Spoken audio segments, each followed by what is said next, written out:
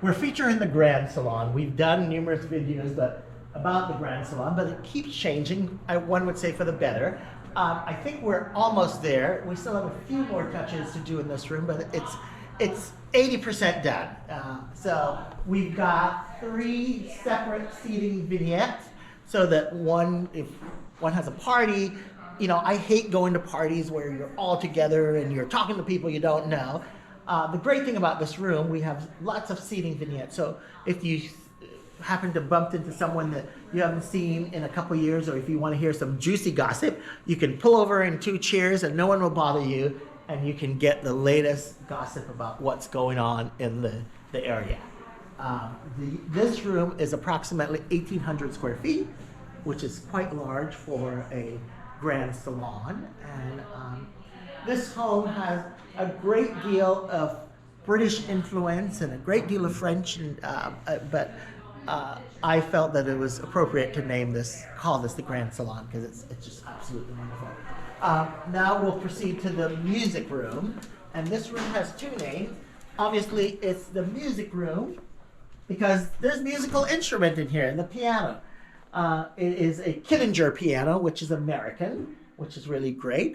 Usually when you think of American, you think about Steinway, but Kittinger is an American company, originally from Boston. This piano is over 100 years old, and it actually works.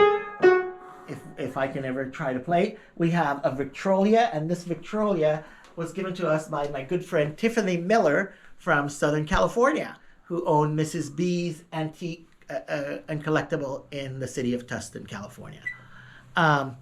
We have tapestry, so this is also called the tapestry room, because the ceilings are rather high in this room, and so we felt that we needed to put items to kind of reduce the echo, and so it's a great way of displaying beautiful tapestry.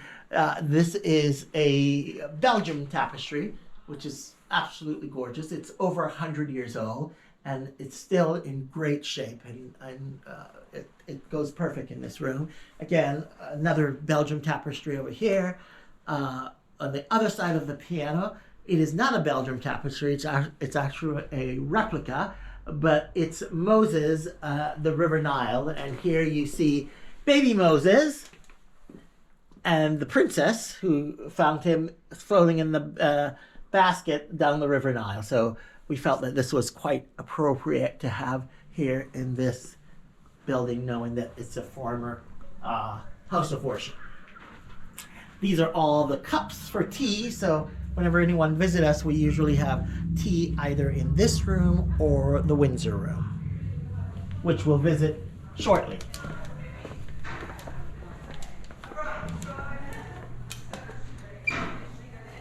This is the library, and there's still a great deal of more work that needs to go into this library, but we're very pleased to have a portrait of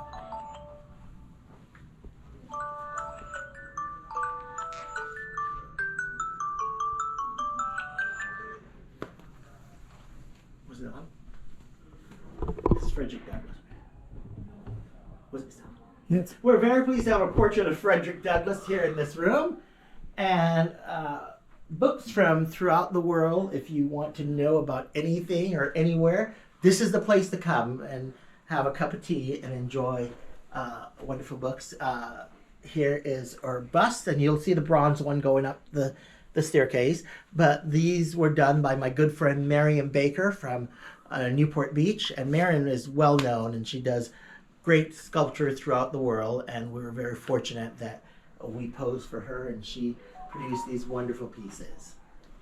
The furnishings in this room is not an antique, it's actually a replica that we had made in Egypt, and my good friend Hanan Hussein imported beautiful furniture, and so this is a replica of furnishing that was in the Palace of Versailles during the reign of Louis XIV.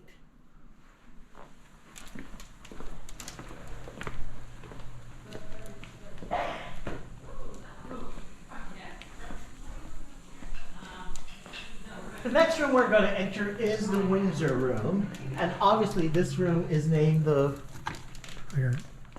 Windsor room, in honor of the British royal family. in about 1917, there was the Russian Revolution, where the Russian got rid of their royal family, the Romanov, who was and is related to the British royal family, because the Tsarina Dagmar, originally from Denmark, who is a sister of Queen Alexandra, and Queen Alexandra was married to Edward VIII of Great Britain, and so King George and the Tsar was first cousin. Also, the Kaiser of Germany was first cousin. So Queen Victoria's was spread throughout Europe, and so this room is named in honor of the Windsor. King George and Queen Mary, they're the founder of the House of Windsor. In about 1917, King George decided to change the family's name to Windsor because they were German, Saxe-Gobert, named from Prince Albert, Queen Victoria's husband. And so King George is a grandson of Queen Victoria. And originally, King George was the second in line. His brother Eddie was supposed to be the king, and Eddie died of influenza. Interestingly, Eddie was engaged to Queen Mary, and that was going to be his wife. And after Eddie died, it was decided that George would marry Mary, and Mary would be the queen. A few things about Mary. Queen Mary is the first English-born consort of the United Kingdom. Traditionally, kings and queens married Germans. And so Queen Mary was born in England, in Kensington Palace, and it was Mary of Teck, and she became the first English-born consort in the history of the United Kingdom. So we felt it was fitting for Queen Mary to be up there. As one look around this room, you can see the 9 kings of Thailand. You can see Maria Theresa. You can see Harald and Sonia of Norway. There is King Ludwig, and King Ludwig built, I know I'm going to screw this up, but Swanstein Castle. Snow White Castle in Bavaria, and so he was the king of Bavaria. We have Peter the Great here. We have Maximilian of Mexico, Maria Antoinette. There is Queen Elizabeth and Prince Philip, and I have a pet peeve. I go around and straighten the photographs all the time, but unfortunately this doesn't go that well. There's Charles III and his family in Spain. Here's King George, the founder of the House of Windsor. And then we have my good friend Nelson Mandela, who was a South African prince, here in this room. So again, this furnishing is a replica of furniture that one can see at the Palace of Versailles if you visit today. Or you can come to Stonecastle Abbey in Newcastle, Pennsylvania. The cabinet behind you are Italian, and they're handmade in Italy. And the cabinets hold all a collectible that we've collected from travels throughout the world. So over here is a piece that we got in India, and we've got it at the Taj Mahal.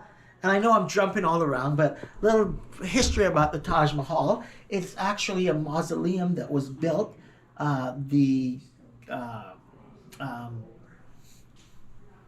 King, whatever, the Maharaja built that in honor of his love Mumtaz, and named it the Taj Mahal. And he had a very sad story because his son imprisoned him and put him in a small room just so he can, and every day the only thing he saw was the Taj Mahal.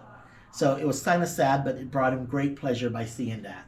So one can look around in this room and one can see many things. Here is a plate from Queen Victoria's from 1873 to 1897. So, and then this is interesting. This is a card that I think my good friend Melody Mosley gave to me a couple years ago. But that's the entire royal family. That's the Queen, which is no longer there, Prince Philip, and Harry and Meghan, who's no longer there, Charles and Camilla, William and Kate, Charlotte and George, and little Louis is not there, but I'm sure I can draw him in. So I think that does it for this room for today. Okay. One more. Wait.